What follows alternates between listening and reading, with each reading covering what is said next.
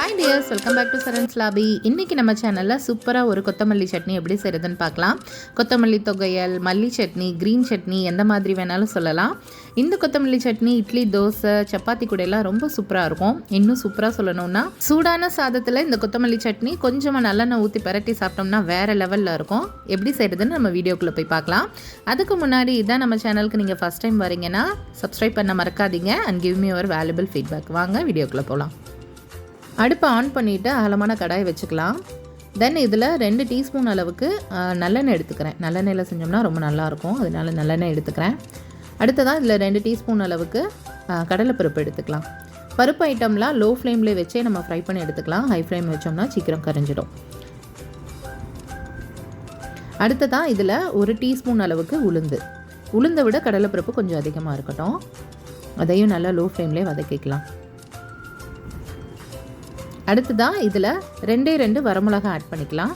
நம்ம பச்சை மிளகாவும் ஆட் பண்ணுவோம், அதனால வரமிளகா 2 போதும். 1 கொத்து கருவேப்பிலை அதையும் ஆட் பண்ணிவிட்டு லோ ஃப்ளேம்லேயே நல்லா வதக்கி எடுத்துக்கலாம்.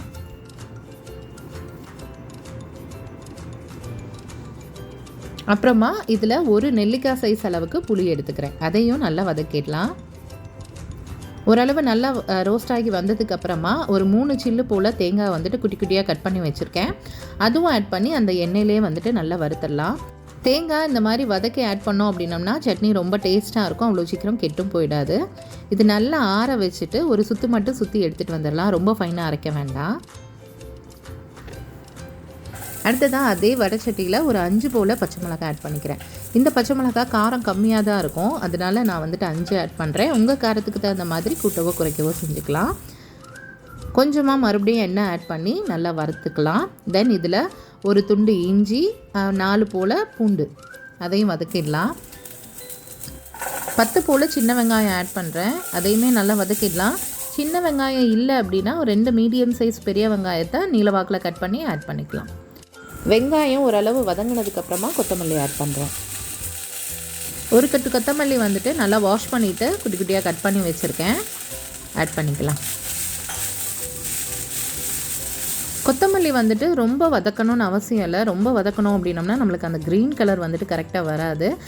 இப்போ ஓரளவு நல்லா சுருண்டு வந்துருச்சு, ரொம்ப சுருளை வதக்க வேண்டாம்.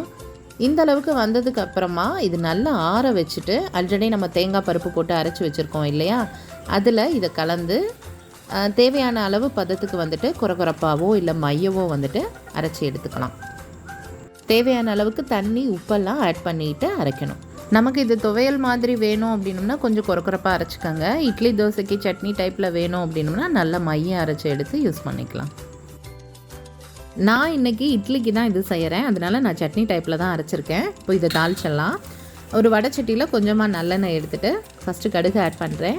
கடுகு நல்லா பொரிஞ்சு வந்ததுக்கப்புறமா ஒரு 3-4 வரமிளகா கிள்ளி ஆட் பண்ணிக்கலாம். தென் 1 கொத்து கருவேப்பிலை அதுவும் நல்லா பொரிஞ்சதுக்கப்புறமா அதை அப்படியே எடுத்து சட்னியில் ஊற்றிடலாம்.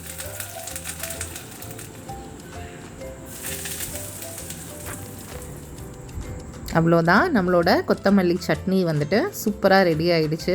இட்லி, தோசை, சப்பாத்தி இது கூடலாம் சூப்பராக இருக்கும். ஆல்ரெடி சொன்ன மாதிரி சூடான சாதத்தில் கொஞ்சமாக நல்லெண்ணெய் ஊற்றி சாப்பிட்றதுக்கு ரொம்ப சூப்பராக இருக்கும்.